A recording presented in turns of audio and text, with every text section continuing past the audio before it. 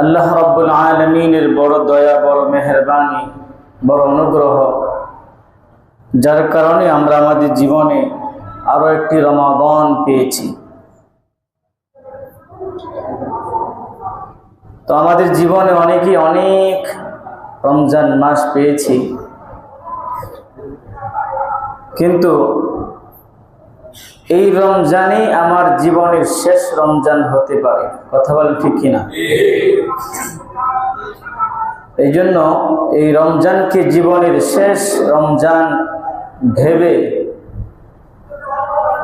রমজানের যথাযথ কদর করা।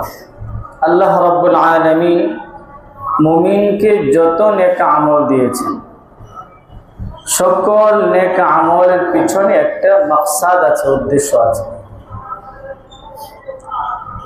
আল্লাহ তাআলা যে আমাদের উপর রমজানের রোজা ফরজ করেছেন, এটাও একটা উদ্দেশ্য নিয়ে ফরজ করেছেন। আল্লাহ তাআলা কখনোই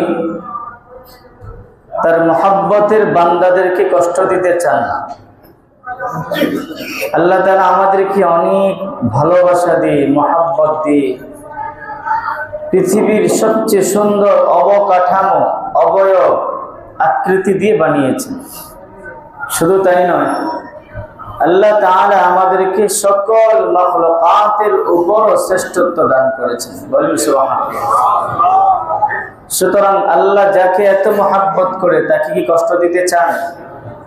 আল্লাহ বলেন, লা ইউকাল্লিফুল্লাহু নাফসান ইল্লা উসআহা। আল্লাহ তাআলা বান্দার সাধ্যের বাইরে কোনো বিধান দেন নাই। তাহলে বান্দার কষ্ট হবে এমন কোন বিধান আল্লাহ তাআলা দেন? আল্লাহ তাআলা আমাদের উপর 5 ওয়াক্ত নামাজ ফরজ করেছেন, কিন্তু একজন মানুষ সে দাঁড়িয়ে নামাজ আদায় করতে পারতেছে না। আল্লাহ এটা বলেন নাই না তোমাকে দাঁড়িয়েই পড়তে হবে।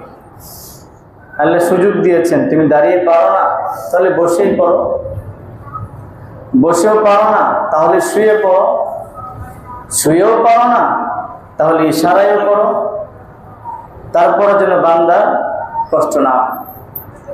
আল্লাহ জাল্লা শানুহু আমাদের উপর রমজানের রোজা ফরজ করেছে, কিন্তু একজন মানুষ সত্যিকার অর্থেই সে রোজা রাখতে পারে না, বা ডাক্তার তাকে বলে দিয়েছে আর জীবনে সে কখনো রোজা রাখতেও পারে না। কিন্তু আল্লাহ তাআলা এই কথা বলেন না, তুমি যেহেতু তোমাকে পারতেই হবে, তোমাকে রোজা রাখতেই হবে, এই কথা আল্লাহ বলেন। আল্লাহ বলছেন, فَمَنْ كَانَ مِنْكُمْ مَرِيضًا أَوْ عَلَى سَفَرٍ فَعِدَّةٌ مِنْ أَيَّامٍ أُخَرَ।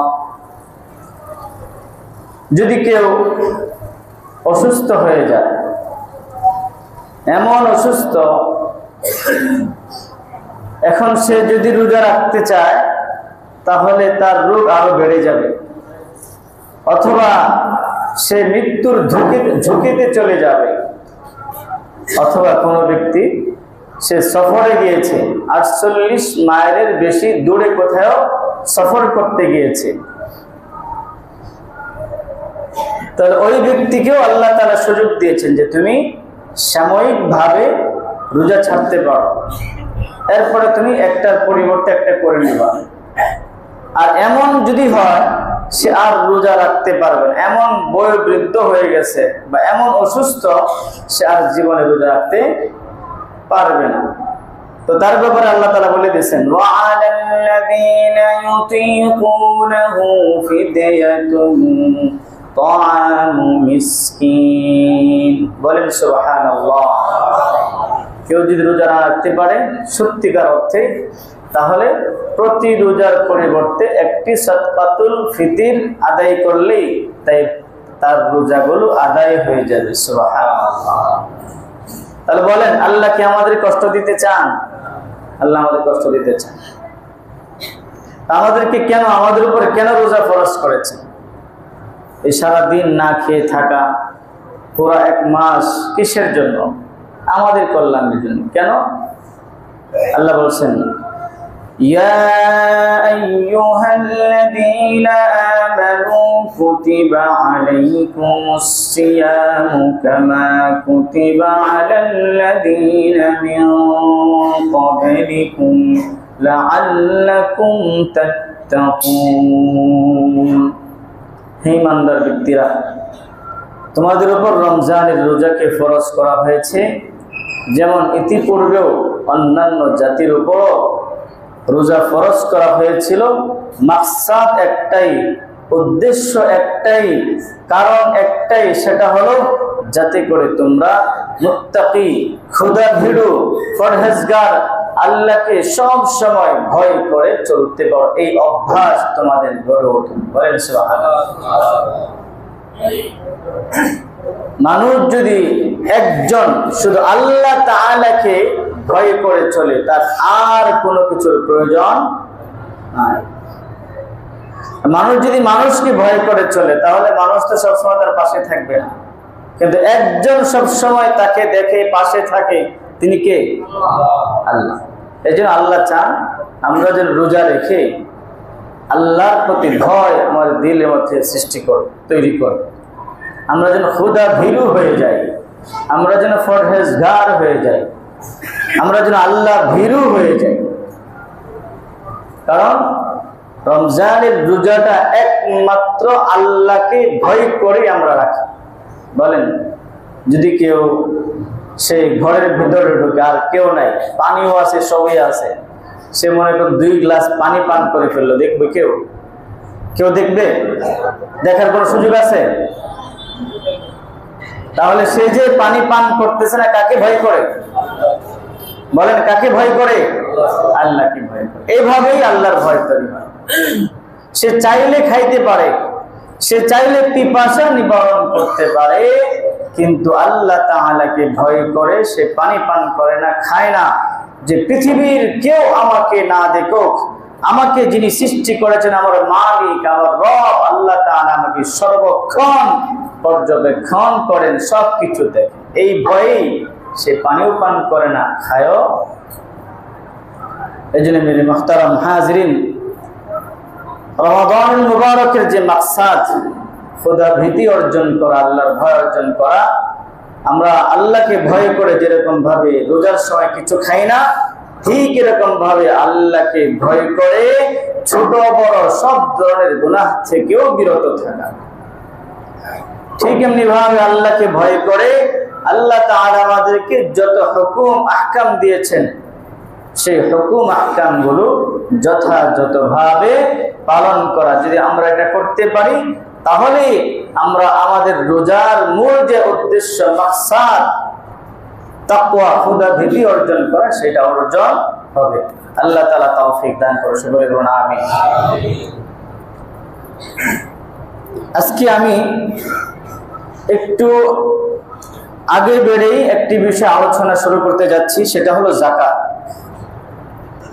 যদিও অন্যান্য বৎসর রমজানের 2-3 জুমা থেকে শুরু করে যাকাতের আলোচনা এই বছর শুরু থেকে আলোচনা করেছি। আমাদের কয়েক ভাই এই বিষয়ে পরামর্শ দিয়েছেন যে শুরুর দিকে আলোচনা করলে দেখা যায় অনেকেই শুরুর দিকে, রমজানের শুরুর দিকেই যাকাত আদায় করে দিলে গরিবদের জন্য কি হয়, একটু ভালো হয়, তাই না? দেখা যায় ওনাদের একটু ইফতার কিনতে হয়, একটু কাপড় চোপড় কিনতে হয়, একটু কেনাকাটা করতে হয়। গরিব মানুষ তারা যদি এই যাকাতটা পেয়ে যায়, তারাও তো একটা আশায় থাকে। কথা বলে ঠিক কিনা? যে একটু যাকাত, ফিতরা সহ কিছু হাদিয়া, তোহফা ধনীদের থেকে তারা পাবে, তারা তাদের প্রয়োজনগুলো পূরণ করবে। আমরা অনেকেই আছি একবারে শেষ পর্যায়ে 27 রমজানের পরে, একবার ঈদের কাছাকাছি সময়ে আমরা যাকাত আদায় করি। তো তাড়াহুড়া করে, একটা হলো তাড়াহুড়া করে যাকাত আদায় করলে সঠিক জায়গায় যাকাত দেওয়া হয় না। দ্বিতীয় নম্বর হলো যারা প্রকৃত হকদার তারা পায় না, আবার তারা পেয়েও অনেক সময় তাদের প্রয়োজন মতো খরচ করতে পারে না। এই জন্য রমজানের শেষের দিকে যাকাত আদায় করলে যে সব, শুরুর দিকে আদায় করলে কি একই সব। বাকি আরেকটু বেশি লাভ হলো গরিবদের জন্য। রমজানের একবার লাস্ট দিকে দিলে তারা যেরকম তাদের প্রয়োজনগুলো পূরণ করতে কঠিন হয়ে যায়, প্রথম দিকে দিলে সারা মাস ব্যাপী তারা তাদের প্রয়োজনগুলো পূরণ করা কি হবে? সহজ। তাই এই আলোচনাটাকে একটু আগেই শুরু করলাম। আল্লাহ রাব্বুল আলামিন আমাদের সকলকে যাকাতের যথাযথ হিসাব আদায় করে যাকাত আদায় করার তৌফিক দান করুন। সকলে বলুন আমিন। আল্লাহ তাআলা বান্দাকে এই পৃথিবীতে মূলত দুটি দায়িত্ব দিয়ে প্রেরণ করেছেন। এক নাম্বার হলো আল্লাহর উপর ঈমান আনা, এটা এক নাম্বার দায়িত্ব। এটা তো লাগবেই, এটা ছাড়া জান্নাতে যাওয়ার কোনো সুযোগ নেই। আমল কম করে কোথায় যাওয়া যাবে? জান্নাতে যাওয়া যাবে, কিন্তু ঈমান ছাড়া জান্নাতে যাওয়া সম্ভব। এজন্য যে কোনো মূল্যে আমাদের ঈমানটাকে ধরে রাখতে হবে। রাসূল বলেন, জাদ্দিদু ঈমানাকুম, তোমরা মাঝে মাঝে তোমাদের ঈমানটাকে নবায়ন করো। মানে নিজে নিজে অনেক সময় আমাদের কথাবার্তায়, আচার আচরণে কিভাবে ঈমান যে চলে যায় আমরা কল্পনা করতে পারি না। হাদিসের মধ্যে আসছে মানুষের কিয়ামতের আগ মুহূর্তে মানুষের ঈমান এরকম ভাবে চলে যাবে। আটার খামির থেকে একটা চুল, মনে করে আটার খামির বানাইছে, সেখানে একটা চুল ছিল, চুলটা টেনে আনলে যেরকম ভাবে আটার খামিরের কোনো খোঁজ হবে না, কোনো কষ্ট হবে না, ঠিক এরকম ভাবে মানুষের ঈমান এভাবে চলে যায়। এরকম অনেক সময় আমাদের অনেক কথাবার্তা, আচার আচরণ ঈমানে গরমিল হয়ে যায়। তাই মাঝে মাঝে ঈমানকে কি করা? নবায়ন, মাঝে মাঝে ঈমানকে নবায়ন করা এবং ঈমান বাড়ার জন্য সর্বাত্মক চেষ্টা করা। হাদিসে আছে, আল ঈমানু ইয়াজিদু ওয়া ইয়ানকুসু, ঈমান বাড়ে কমে। ঈমান বলেন, ঈমান বাড়ে কমে। ঈমানি আলোচনা থাকলে ঈমান বাড়ে, ঈমানি আলোচনা না থাকলে ঈমান কম। যদি আমার সম্মুখে সবসময় আল্লাহর বড়ত্ব নিয়ে, আল্লাহর ক্ষমতা নিয়ে, আল্লাহর শক্তি নিয়ে আলোচনা করা হয় তাহলে ঈমান বাড়ে। আর যদি মাসের পর মাস যায় কোনো ধরনের আল্লাহর বড়ত্ব নিয়ে আলোচনা নাই, তাহলে দেখবেন ঈমান কি। আর ঈমান বাড়লে আমল বাড়ে। ঈমান বাড়লে, বলেন, ঈমান বাড়লে আমল বাড়ে, আর ঈমান কমলে আমল কমে। ঈমান বাড়লে দেখবেন নামাজের গুরুত্ব বাড়ে, কারণ আল্লাহর প্রতি বিশ্বাস বাড়ে, এই জন্য সে নামাজ ছাড়তে পারে না। আবার যখন ঈমান কমে তখন আবার নামাজ ছেড়ে দেয়। এই জন্য আমাদের যে মূল হাতিয়ার ঈমান, এই ঈমানকে সবসময় ধরে রাখতে হবে। ঈমানকে ছাড়ার কোনো সুযোগ নেই। যদি কোনো মানুষের হৃদয়ে ঈমান থাকে, সেটা যাররা পরিমাণ হোক, সে কোনো না কোনো দিন জান্নাতে প্রবেশ করবেই। বলেন সুবহানাল্লাহ। সে তার জীবনে কোনো নেক আমল না করুক, শুধু ঈমানটা ধরে রাখছে, এই নেক আমল না করার কারণে, গুনাহের কারণে সে জাহান্নামে শাস্তি ভোগ করবে ঠিক, কিন্তু ঈমান থাকার কারণে একদিন না একদিন সে জান্নাতে প্রবেশ করবে।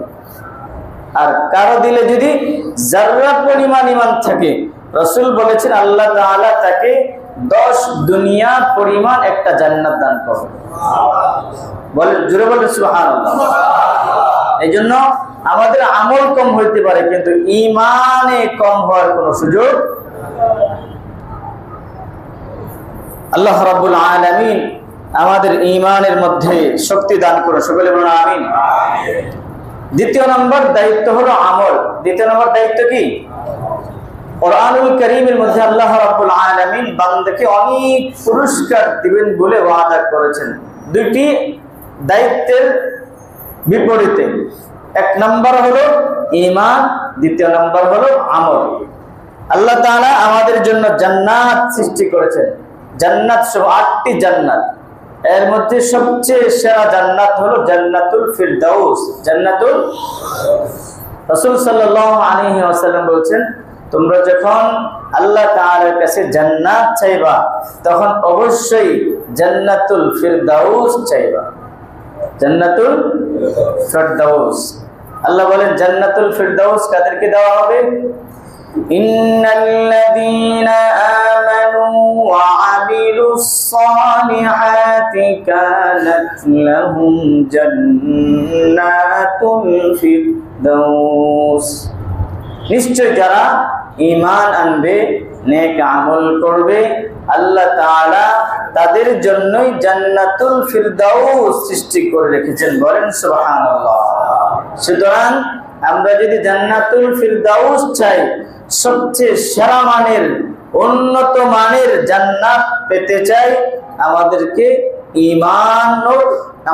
ঈমানও লাগবে,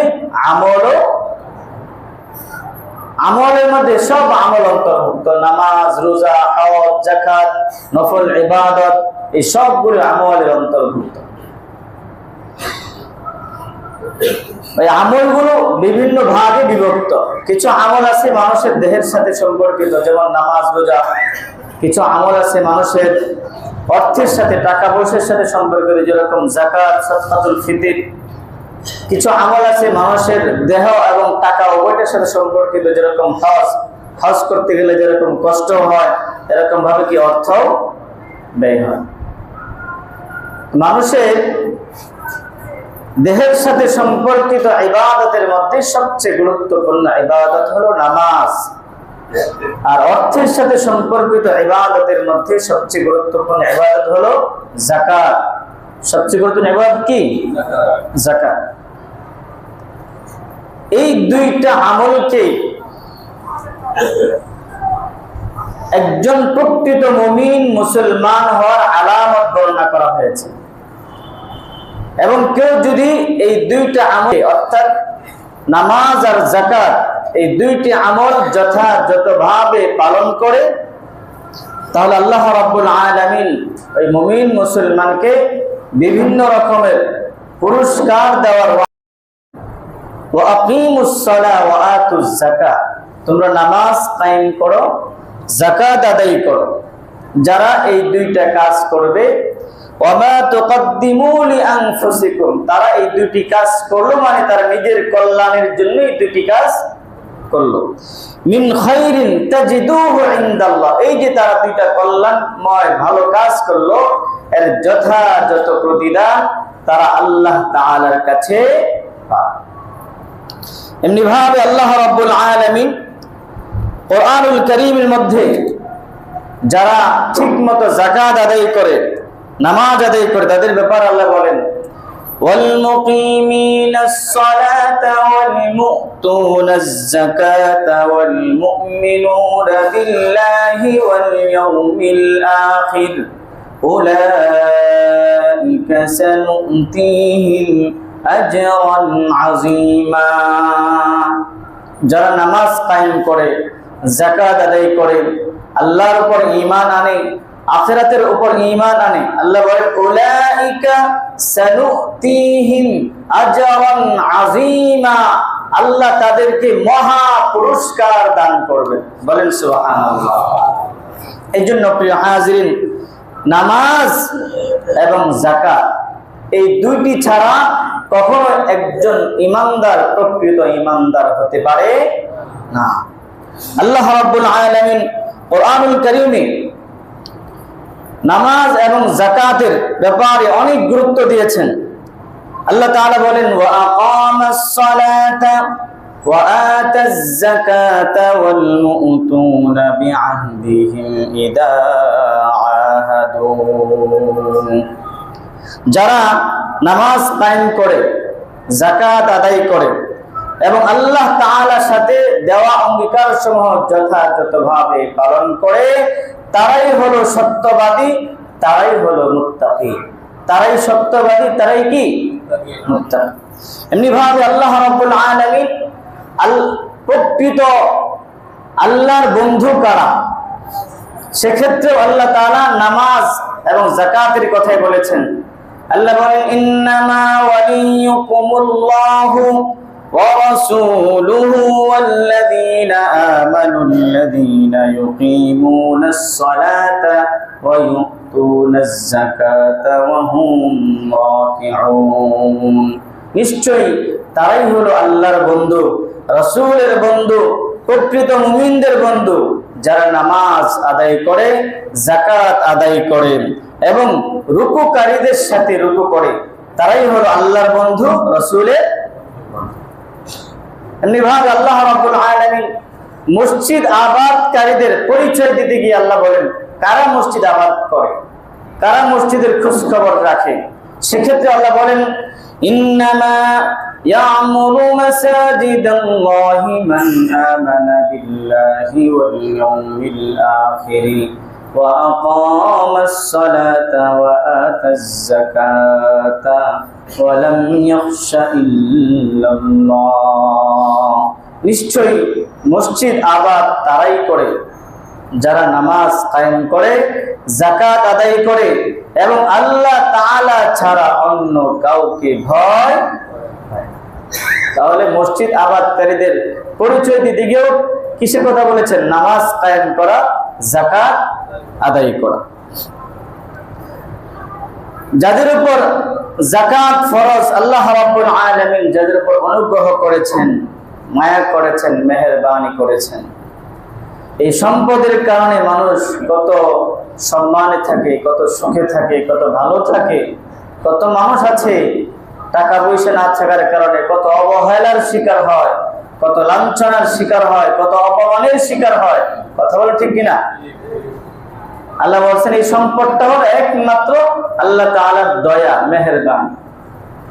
فَإِذَا قُضِيَتِ الصَّلَاةُ فَانتَشِرُوا فِي الْأَرْضِ وَابْتَغُوا مِنْ فَضْلِ اللَّهِ। এখানে আল্লাহ তাআলা বলছেন ওয়াবতাগু মিন ফাদলিল্লাহ, তোমরা আল্লাহ তাআলার অনুগ্রহ তালাশ করো, অর্থাৎ রিজিক তালাশ করো। রিজিককে আল্লাহ তাআলার অনুগ্রহ বলেছেন, আল্লাহ তাআলার অনুগ্রহ। তো আল্লাহ তাআলা যাদের উপর মায়া করে, মেহেরবানি করে সম্পদশালী করেছেন, সমাজে সম্মানিত করেছেন, মানুষের কাছ থেকে বিভিন্ন ভাবে মুখাপেক্ষী হওয়া থেকে তাকে আল্লাহ তাআলা মুক্ত করেছেন, তাকে সামাজিক পারিবারিক লাঞ্ছনা অপমান থেকে আল্লাহ তাআলা হেফাজতে রেখেছেন। তো যারা সম্পদশালী হওয়ার পরেও সম্পদের যথাযথ হিসাব করে যাকাত আদায় করে না, তাদের পরিণাম কি হবে? আল্লাহ বলেন ওয়াল্লাযীনা ইয়াকনিজুনাদ-দাহাবা ওয়াল-ফিদ্দাতা ওয়া লা ইউনফিকুনাহা ফি সাবিলিল্লাহ।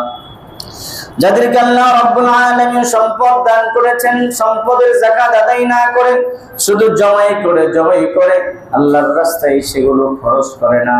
আল্লাহ তাআলা যে যে খাতে যাকাত আদায় করতে বলেছেন, যাদেরকে দিতে বলেছেন, তাদের খোঁজ খবর রাখে না, তাদের পরিণতি কি হবে?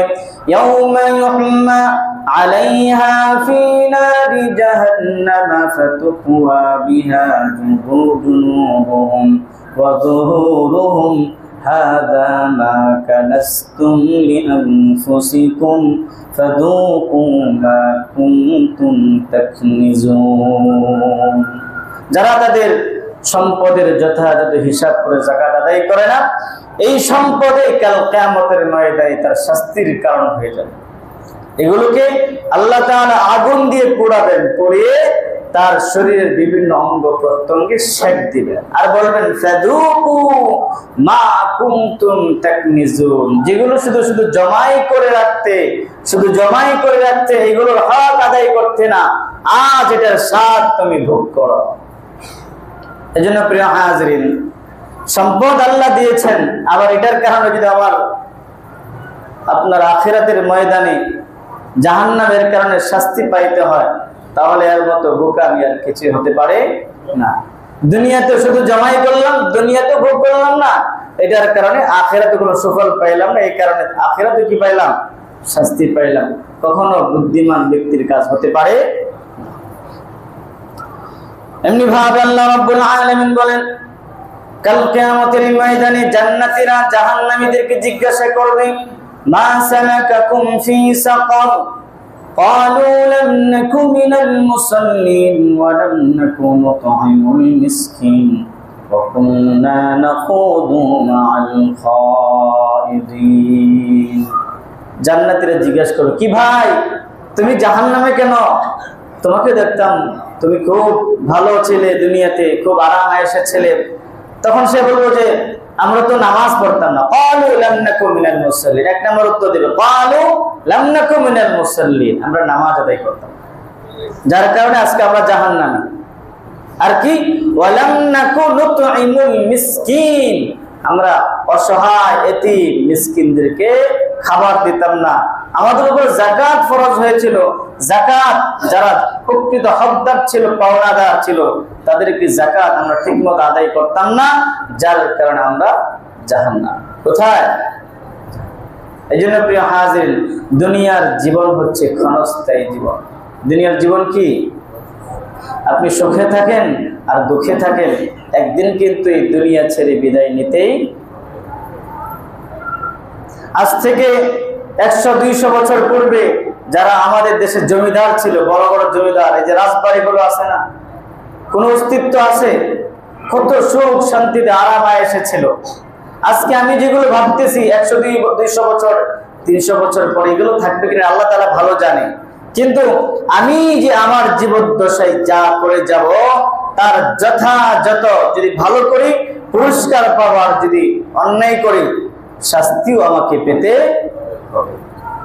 আজকে আমি কষ্ট করে সম্পদ সঞ্চয় করে গেলাম, জমাই করে গেলাম, এই করে গেলাম, সেই করে গেলাম, কিন্তু আমি নিজেকে জাহান্নাম থেকে মুক্ত করার জন্য কোনো পরিকল্পনা করি নাই, কোনো চিন্তা করি নাই। প্রিয় হাজির, এই কোনোটাই আমার কল্যাণে আসবে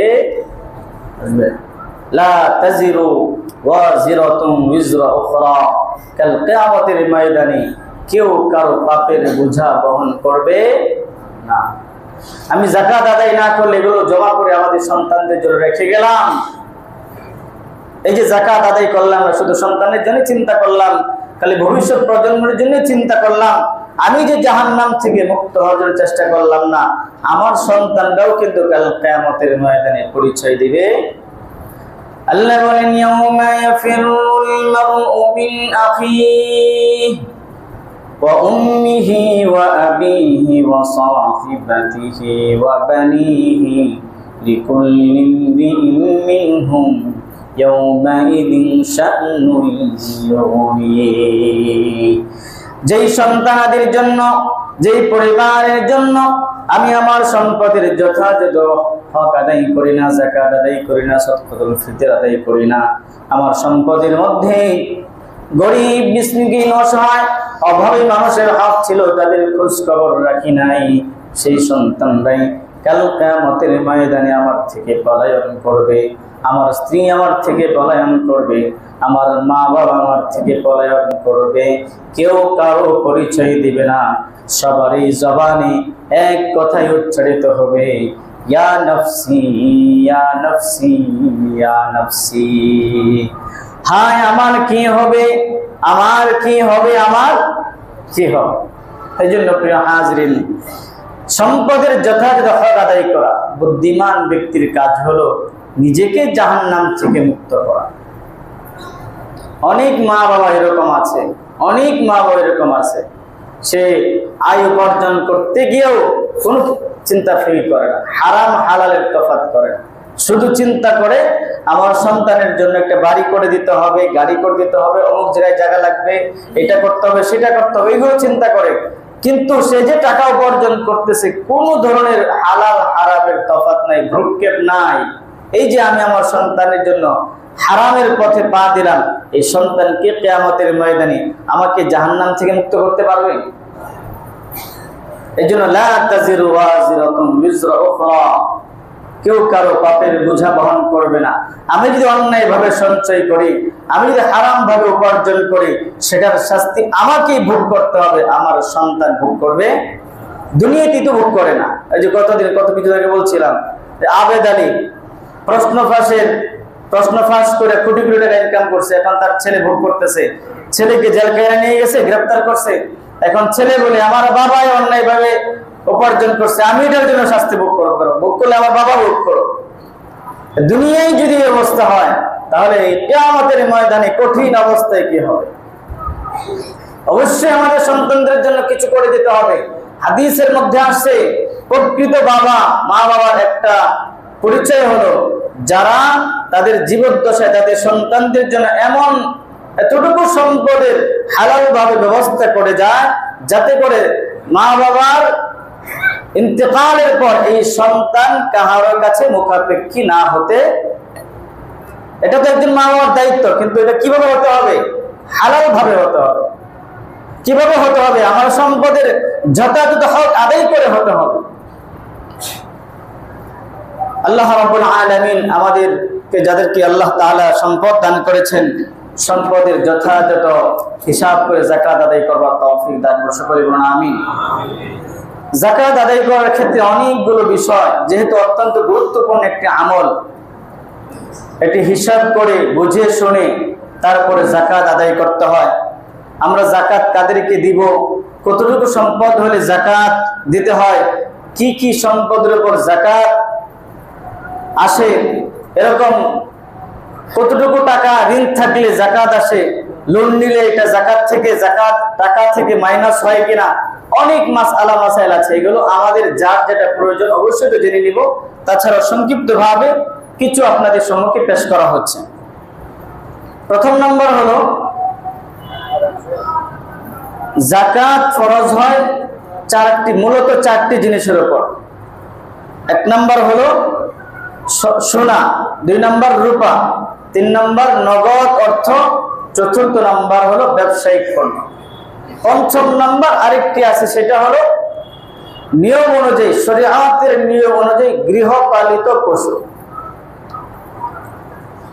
যদি কারো কাছে শুধু স্বর্ণ থাকে আর কিছুই নাই, এখন তো স্বর্ণের ভরি 2.5 লক্ষ টাকা প্রায়, যদি শুধু স্বর্ণ থাকে তারপরও 7.5 ভরি না হওয়া পর্যন্ত ওই ব্যক্তির উপর যাকাত ফরজ হবে। যদি স্বর্ণ থাকে, যদিও আধা ভরির দামে অনেক হয়ে যায়, কিন্তু এটা শরীয়তের নিয়ম, শরীয়তের নির্ধারণ করেছে। যদিও অল্পতেই 1 ভরিতে অনেক টাকা হয়ে যায়, কিন্তু এই নিয়ম হলো শুধু স্বর্ণ থাকলে 7.5 ভরি না হওয়া পর্যন্ত তার উপর যাকাত ফরজ হবে। আর যদি শুধু রূপা থাকে তাহলে 52.5 তোলা না হওয়া পর্যন্ত তার উপর যাকাত ফরজ হবে। হ্যাঁ, যদি কারো কাছে অল্প স্বর্ণও থাকে, অল্প রূপাও থাকে, কিছু টাকাও থাকে, কিছু ব্যবসায়িক পণ্যও থাকে, সব মিলিয়ে যদি আপনার বর্তমান বাজার মূল্য স্বর্ণ বা রূপা যে কোনো একটা, যেহেতু রূপার মূল্যটা কম আসে, 52.5 তোলা রূপা স্বর্ণের তুলনায় কি 7.5 ভরি স্বর্ণের দাম কি অনেক, সেটার মূল্য ধরলে গরিবরা এখানে কি হয়, বঞ্চিত হয়। এই জন্য রূপার মূল্যটা ধরা হয়। তাহলে 52.5 তোলা রূপার মূল্য প্রায় অনেক হাজার টাকা, বর্তমানে অনেক দাম বাড়ছে। তো হিসাব করে, এটা পরবর্তী জবাবে জানাই দিব ইনশাল্লাহ, আপনার হিসাব করে যা আসে 52.5 তোলা, আমি যতটুকু জানছি 52 এখন রূপার মূল্য হয়তো 3000 এরকম হতে পারে। গত বছর ছিল 1500, এবছর অনেক দাম বাড়ছে। গত বছর স্বর্ণের দাম ছিল 1,20,000-30,000 টাকা, এটা বেড়ে রমজানে এসে 2.5 লক্ষ, 2,70,000-80,000 টাকা হয়েছিল, এখন কিছু কমছে।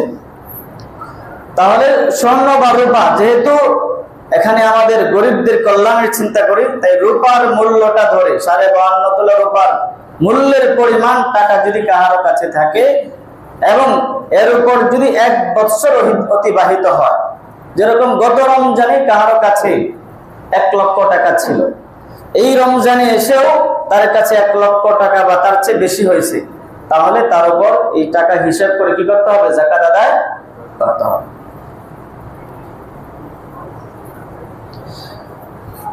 এরপর বিষয় হলো, যাকাত কাদের উপর ফরজ হয় না। 1 নম্বর হলো, ব্যবসায়িক পণ্য ছাড়া ঘরের মধ্যে যত দামি আসবাবপত্রই থাকো সেগুলোর উপর যাকাত ফরজ হয় না, কিন্তু সেগুলো হিসেব করে সাদকাতুল ফিতর ওয়াজিব হয়। ব্যবসায়িক পণ্য ছাড়া ঘরে যত দামি বস্তুই থাকুক না কেন, সেগুলোর উপর কি আসে না, সেগুলো যাকাতের হিসাবের মধ্যে আসে না, তবে সাদকাতুল ফিতরের হিসাবের মধ্যে আসে। যারা ভাড়ার উদ্দেশ্যে গাড়ি কিনে বাড়ি করে, সেগুলোর উপর কি আসে না, যাকাত আসে না, যত কোটি দিয়ে সে গাড়ি কিনো বা বাড়ি করো, যদি ভাড়ার উদ্দেশ্যে কিনে। আর যদি 1 লক্ষ টাকা দিয়েও গাড়ি কিনে, সেটা দাম বাড়লে কি করে দিবে, তাহলে সেটা ব্যবসায়িক পণ্য, সেটা কি ব্যবসায়িক পণ্য। আর যদি 1 কোটি টাকা দিয়েও গাড়ি কিনে, কিসের উদ্দেশ্যে, ভাড়ার উদ্দেশ্যে, তাহলে সেটার উপর কি আসবে না, যাকাত আসবে না। এমনি ভাবে হাজিরিন, কারখানায় যে বিভিন্ন পণ্য তৈরি হয়, যে সমস্ত মেশিনগুলো দ্বারা পণ্যগুলো তৈরি হয়, সেই মেশিনের মূল্যের উপর কি আসে না? যাকাত আসে না। তবে সেই মেশিন দিয়ে যে পণ্যগুলো তৈরি হয়, সেই পণ্যগুলোর মূল্য নির্ধারণ করে সেগুলোর উপর কি আসে? যাকাত আসে। অনেক মানুষ আছে, সে বিভিন্ন পেশায় নিয়োজিত, হাতের কাজ করে। হাতের কাজ করার জন্য সে বিভিন্ন ধরনের যন্ত্রপাতি কিনে, এগুলো হিসেব করলেও প্রায় 5 লক্ষ টাকা হয়ে যায়, 10 লক্ষ টাকা হয়ে যায়। সেই যন্ত্রপাতির মূল্যের উপর কি আসবে না? যাকাত আসবে না। এখন বিষয় হলো, 5ম নম্বর একটা বিষয় বলছিলাম যে পশু পাখি, যেরকম গৃহপালিত পশু আছে, এই পশুর কোন ধরনের পশুর উপর যাকাত আসে, কোন ধরনের পশুর উপর যাকাত আসে না। পশু হলো 2 প্রকার। এক প্রকার হলো সাইমা।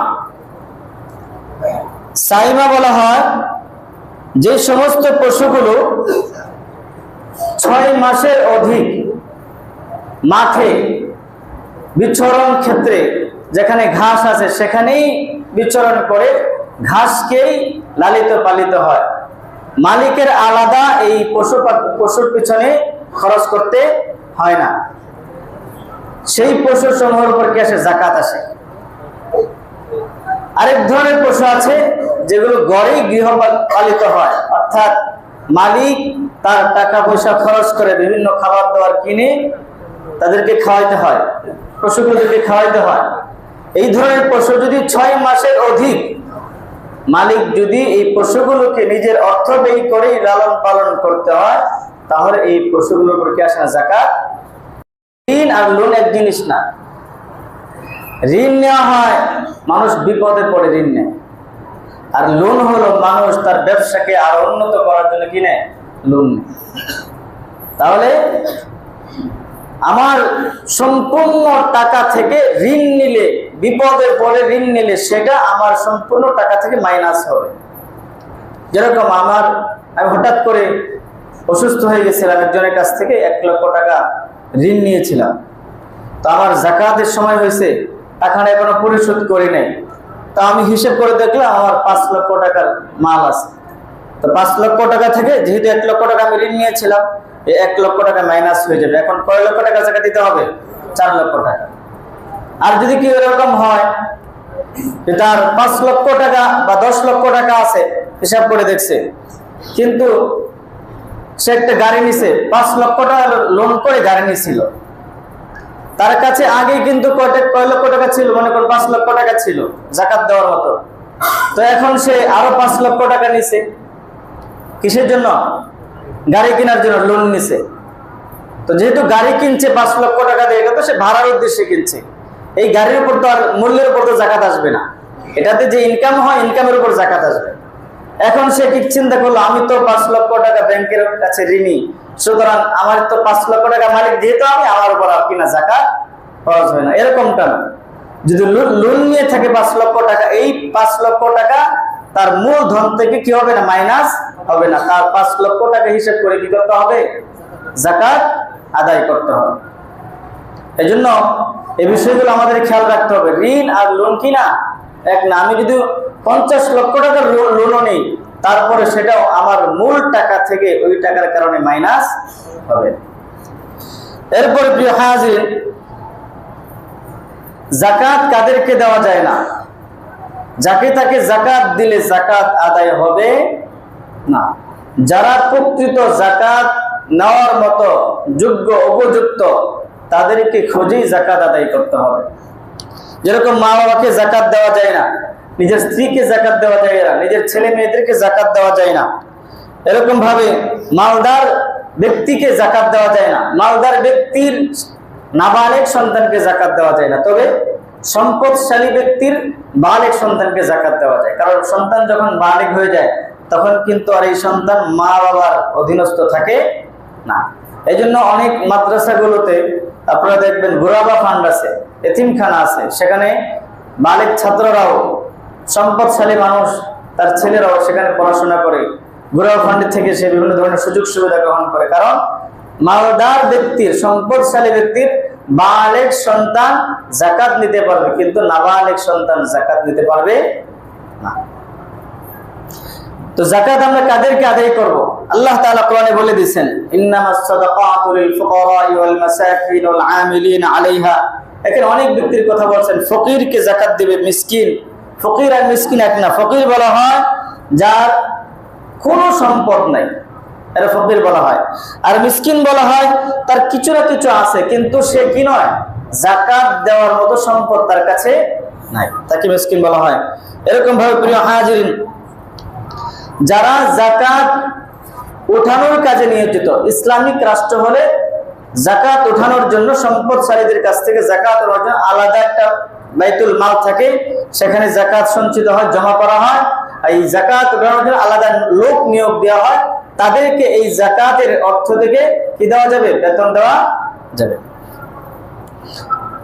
ঋণগ্রস্তদেরকে যাকাত দেওয়া, এটা অত্যন্ত গুরুত্বপূর্ণ বিষয়। আমার ভাই, আমার আপনজন, আমাদের আত্মীয় স্বজন, আমাদের আশেপাশের কেউ অনেক সম্পদশালী ছিলেন, কোনো কারণে তিনি এখন নিঃস্ব হয়ে গেছেন, তো আমরা বিভিন্ন সুরতে, বিভিন্ন কৌশলে তাদেরকে আমরা ঋণ থেকে মুক্ত করতে পারি।